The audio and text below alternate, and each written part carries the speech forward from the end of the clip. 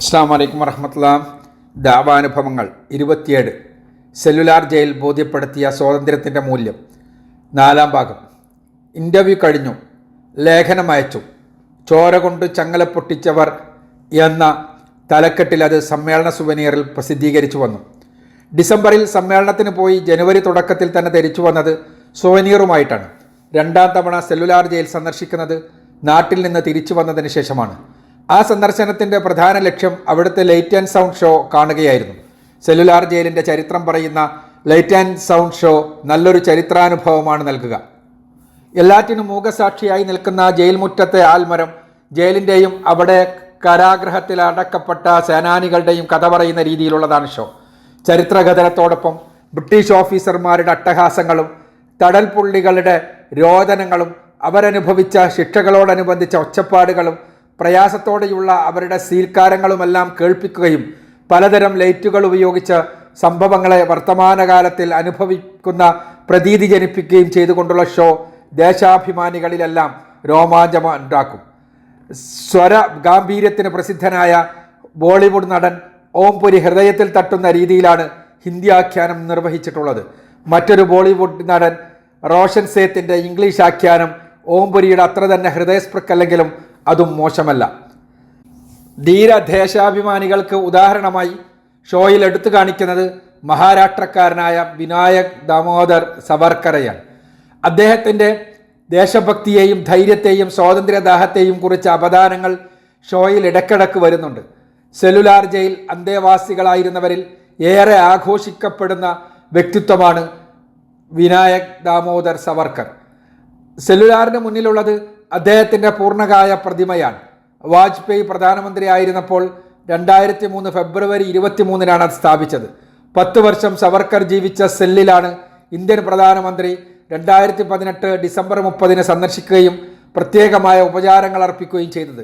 ദേശസ്നേഹത്തെയും cellular ജയിലിൽ അദ്ദേഹം പ്രകടിപ്പിച്ച ധൈര്യത്തെയും സൂചിപ്പിക്കുന്ന വാഴ്ത്തുപേരാണത്രേ വീർ സവർക്കർ.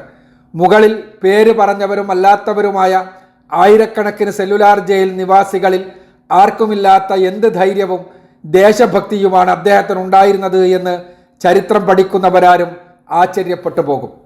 1909 നവംബറിൽ വൈസ്രോയി മിൻറ്റോ പ്രഭുവിൻ്റെ കാറിന് ബോംബെറിച്ച കേസിലും അതേ വർഷം ഡിസംബർ 21 നാസിക്കിലെ ജില്ലാ മജിസ്ട്രേറ്റ് ജാക്സനെ കൊലപ്പെടുത്തിയ കേസിലും പ്രധാന പ്രതികളിൽ ഒരാളെന്ന നിലക്കാണ് സവർക്കറെ നാടുകടത്തിയത്.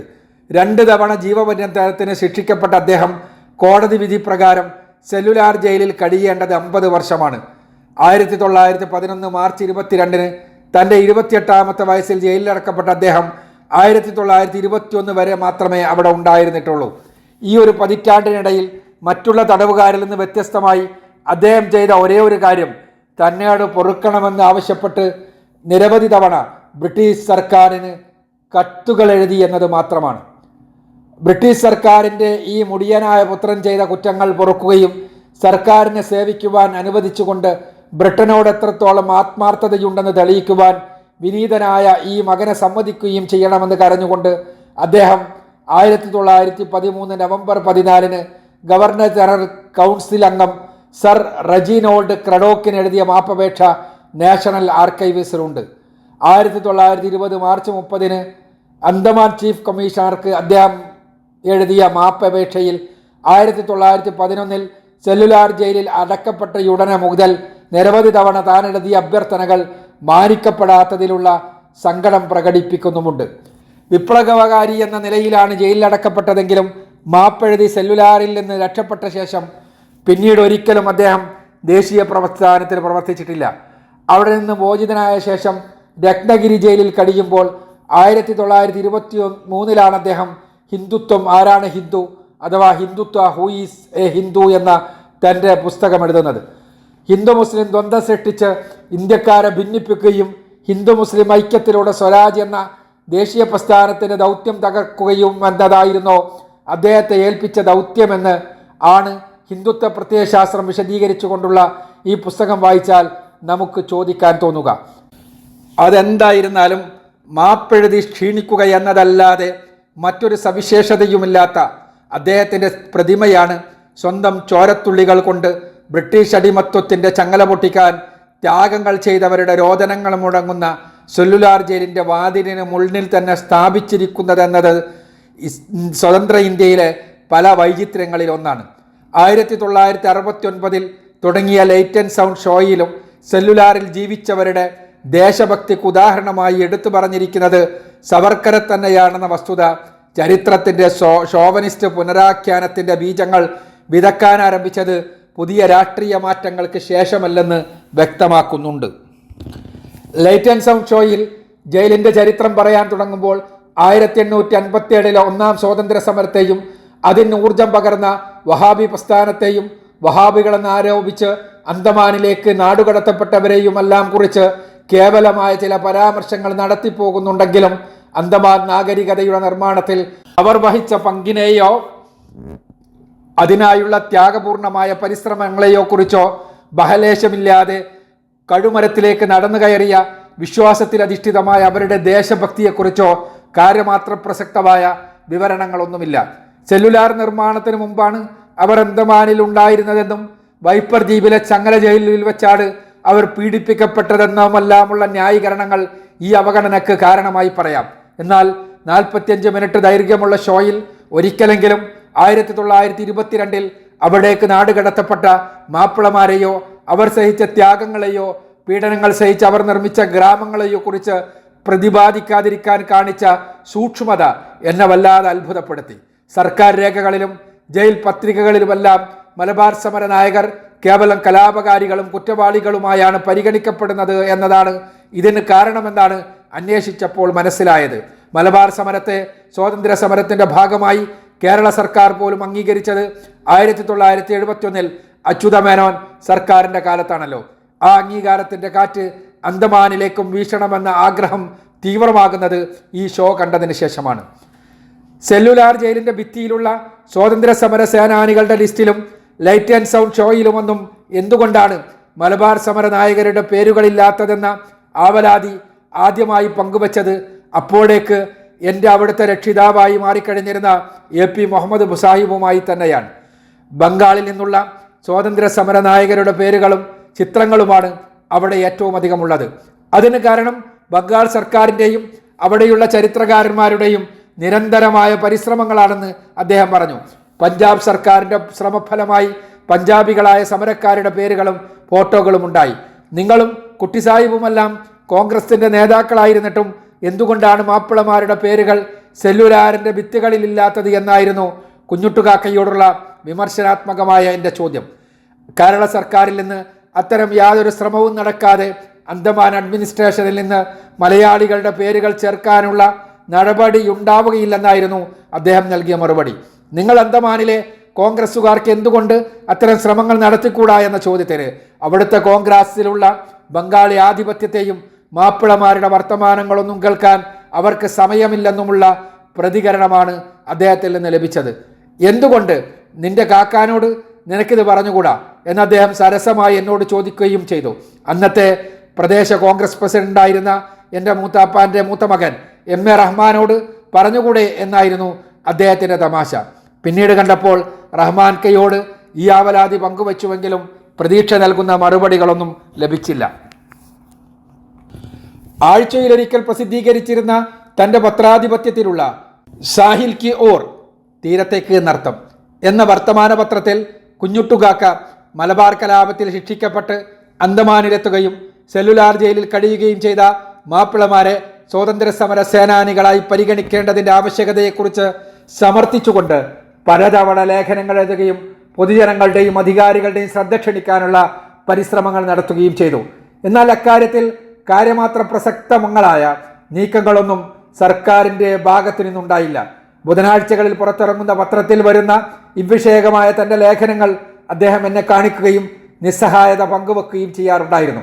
1990 ഫെബ്രുവരി മുതൽ 1993 മെയ് വരെ അന്തമാനിൻ്റെ ലഫ്റ്റനന്റ് ഗവർണറായിരുന്ന വക്കം പുരുഷോത്തമനെ അക്കാലത്തൊരിക്കൽ MES സ്കൂളുമായി ബന്ധപ്പെട്ട കാര്യങ്ങൾ ചർച്ച ചെയ്യുന്നതിനായി AP മുഹമ്മദ് സാഹിബിനോടും ഹംസ മാസ്റ്ററോടുമൊപ്പം ഞാനും കൂടി സന്ദർശിച്ചിരുന്നു.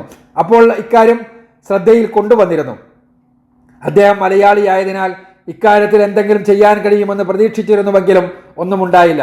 അന്തമാനിൽ നിന്ന് പോന്നതോടെ ഞാൻ അക്കാര്യം മറക്കുകയും ചെയ്തു.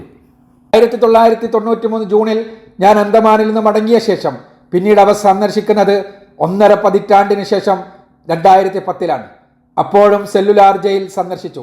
പുതുതായി അവിടെ കാണാൻ ഒന്നും ഉണ്ടാകില്ലെന്നതിനാൽ കൂടെയുണ്ടായിരുന്ന നബീലിനോടൊപ്പം അവൻ്റെ കൂട്ടിനു വേണ്ടി വെറുതെ പോവുക എന്ന രീതിയിലാണ് സന്ദർശനത്തിന് സന്നദ്ധമായത്. എന്നാൽ അവിടെ കണ്ട കാഴ്ച അക്ഷരാർത്ഥത്തിൽ തന്നെ കണ്ണ് നനയിച്ചു. ചുമരിലത സ്വാതന്ത്ര്യ സമര പോരാളികളോടൊപ്പം 14 മാപ്പിളമാരുടെ പേരുകൾ കൂടി എഴുതി ചേർത്തിരിക്കുന്നു.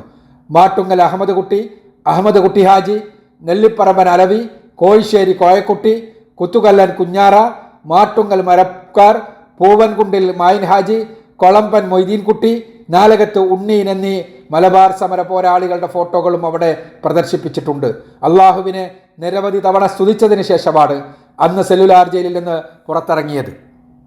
AP മുഹമ്മദ് സാഹിബിൻ്റെ നിരന്തരവും ക്ഷീണമേശാത്തതുമായ പ്രവർത്തനങ്ങൾ വഴിയാണ് സെല്ലുലാറിൻ്റെ മതിലുകളിൽ ഏതാനും മാപ്പിളമാരുടെയെങ്കിലും പേരുകളും ഫോട്ടോകളും പതിക്കാൻ കാരണമായതെന്ന് പിന്നീട് അന്വേഷിച്ചപ്പോഴാണ് മനസ്സിലായത്.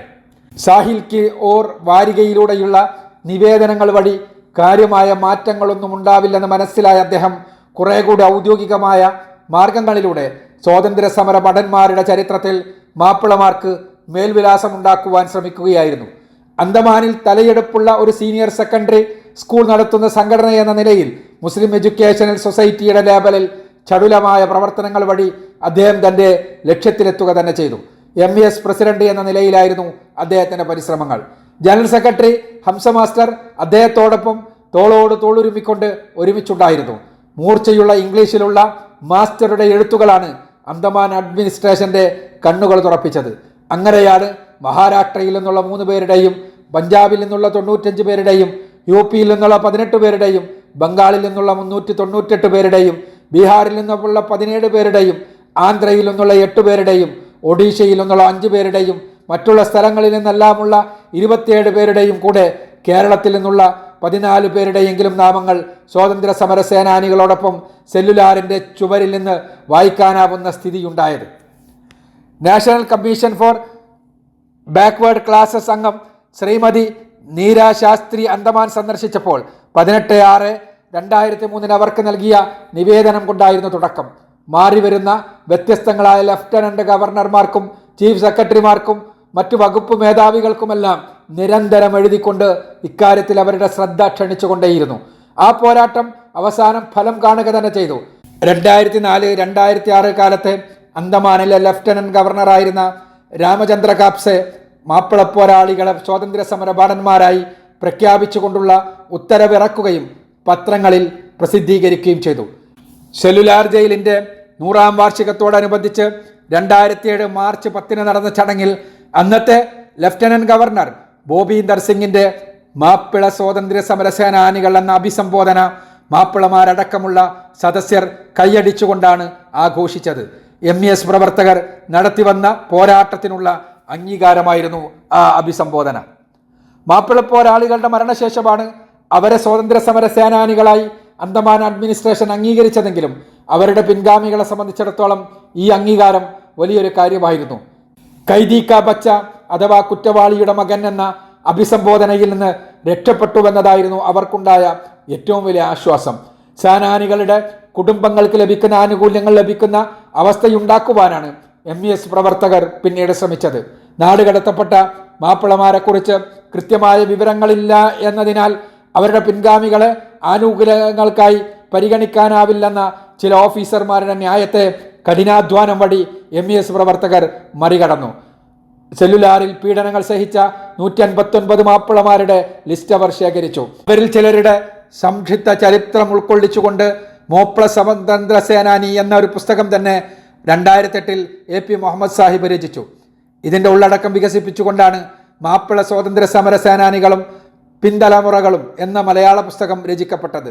ഞാൻ അന്തമാനിൽ ഉണ്ടായിരുന്നപ്പോൾ കൂടെയുണ്ടായിരുന്ന ഡോക്ടർ ഇസ്മായിൽ കോളിക്കലാണ് മലയാള പുസ്തകത്തിൻ്റെ കർത്താവ്. നരിക്കുനി പ്രതീക്ഷ പബ്ലിക്കേഷൻസ് 2012 ആ പുസ്തകം പ്രസിദ്ധീകരിച്ചത്.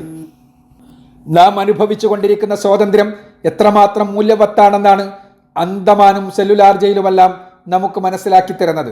ഒപ്പം തന്നെ ആ സ്വാതന്ത്ര്യം നഷ്ടപ്പെടാതെ സൂക്ഷിക്കണമെന്ന വലിയ പാഠവും അവ നൽകുന്നുണ്ട്. നമ്മുടെ പൂർവികർ പോരാടിയും ത്യാഗങ്ങളും പീഡനങ്ങളും ക്രൂരതകളും സഹിച്ചും നേടിത്തന്ന സ്വാതന്ത്ര്യം നിലനിൽക്കാനും അത് അടുത്ത തലമുറകൾക്ക് കൂടി ആസ്വദിക്കാനാവുന്ന വിധത്തിൽ സംരക്ഷിക്കുവാനും നമുക്ക് കഴിയേണ്ടതുണ്ട്. അല്ലെങ്കിൽ നമ്മുടെ ധൈര്യ ദേശാഭിമാനികൾ സെല്ലുലാറിലും മറ്റുമെല്ലാം സഹിച്ച ത്യാഗങ്ങൾക്ക് അർത്ഥമില്ലാതെയാവും. ആർട്ടിഫിഷ്യൽ ഇന്റലിജൻസിന്റെ യുഗത്തിലെ പാരതന്ത്ര്യം സൃഷ്ടിച്ചേക്കാവുന്ന പീഡനങ്ങളും ദുരന്തങ്ങളും അതിഭീകരമായിരിക്കുമെന്ന് മനസ്സിലാക്കാൻ നമുക്ക് കഴിയണം. അതിലേക്ക് നമ്മുടെ മക്കളെയും പേരക്കിടങ്ങളെയും തള്ളിവിടാതിരിക്കുവാനുള്ള ജാഗ്രതയാണ് നമുക്കുണ്ടാവേണ്ടത്. സെല്ലുലാർ കഥനങ്ങൾ നമ്മളിൽ ഉണ്ടാക്കേണ്ടത് ഈ ജാഗ്രതയാണ്.